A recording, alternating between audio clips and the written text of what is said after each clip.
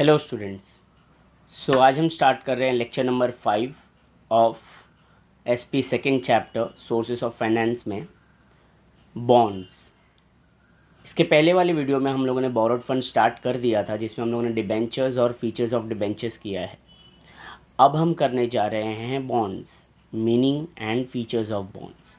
ये क्वेश्चन आपके एग्जाम में 5 मार्क्स के लिए आ सकता है। तो इसके पहले हम देख लें कि अभी तक हमने क्या क्या किया है इस चैप्टर में। तो इस चैप्टर का नाम है सोर्सेस ऑफ फाइनेंस, मतलब बिज़नेस को फंड्स कहाँ से आएंगे बिज़नेस करने के लिए। तो दो सोर्सेस है, जैसे कि मैंने बताया था, तो कंपनी के पास दो सोर्स है।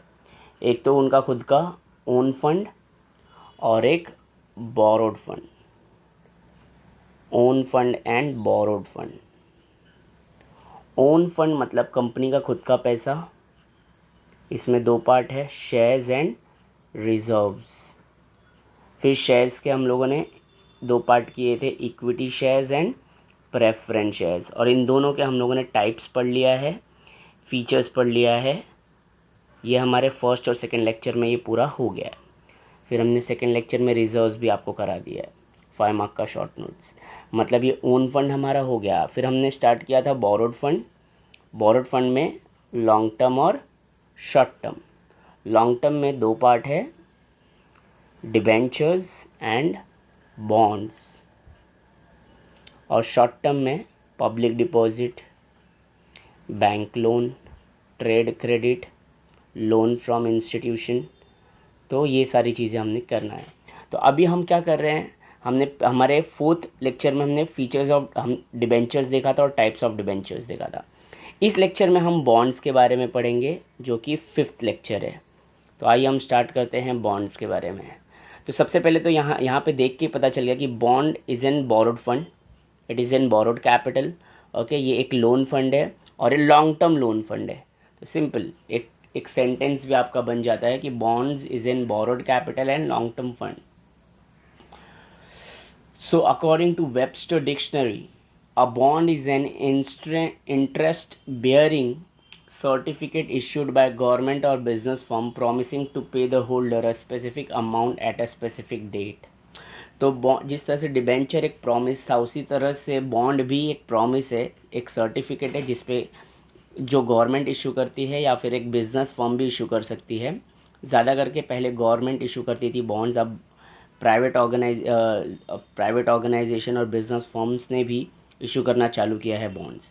तो बॉन्ड्स में ये लोग एक प्रॉमिस देते हैं होल्डर को, इन्वेस्टर को, कि आपसे हमने इतना अमाउंट लिया है और आपको हम इतना अमाउंट हर एक स्पेसिफिक डेट को देते रहेंगे। तो bond is nothing but a borrowed capital, it is a debt security, or it is an contract between the institution and investor।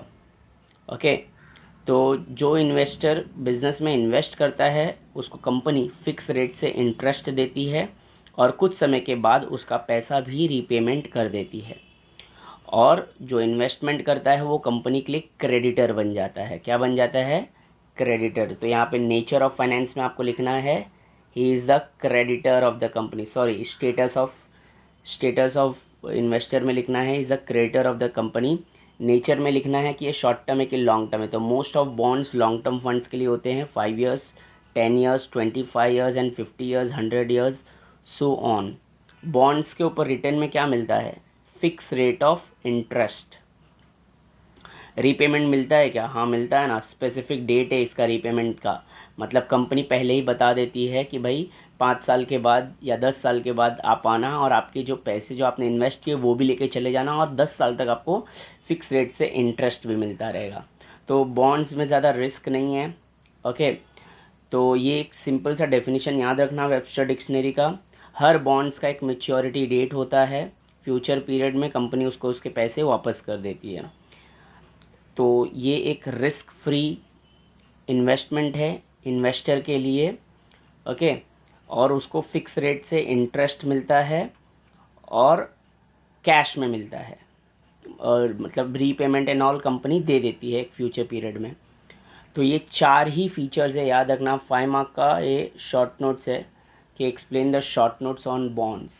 तो bond represent a certificate issued by the government or the business firm promising to pay the specific amount at a specific date to the holder. Nature of finance, ये finance जो है long term के लिए होता है, 5 years, 10 years, 150 years and so on.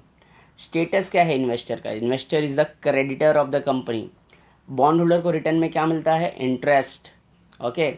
और repayment का एक स्पेसिफिक डेट होता है, फिक्स डेट होता है, जो कंपनी उस तारीख को आके, जैसे कि मैंने 2001 में इन्वेस्ट किया है पैसे, 1 अप्रैल 2001 में इन्वेस्ट किया है पैसे, और कंपनी ने बोला 5 साल तक तुझे इंटरेस्ट मिलता रहेगा, तो 5 साल तक मुझे 2002, 2003, 4, 5, 6 तक, 2006 तक मुझे इंटरेस्ट मिलता रहेगा, और 1 अप्रैल 2006 को मुझे मेरा रीपेमेंट भी मिल जाएगा, मतलब मुझे मेरे पैसे भी वापस मिल जाएंगे. तो ये 4 ही फीचर्स है. इवन आपके टेक्स्ट बुक में भी 4 ही फीचर्स है, याद रखना. 5 मार्क का ये शॉर्ट नोट्स है. तो इस वीडियो में इतना ही. नेक्स्ट लेक्चर में मैं आगे की कॉन्सेप्ट है, जैसे कि ADR, GDR वगैरह, पब्लिक डिपॉजिट्स, ये सारी चीज़ें सिखाने वाला. Thank you.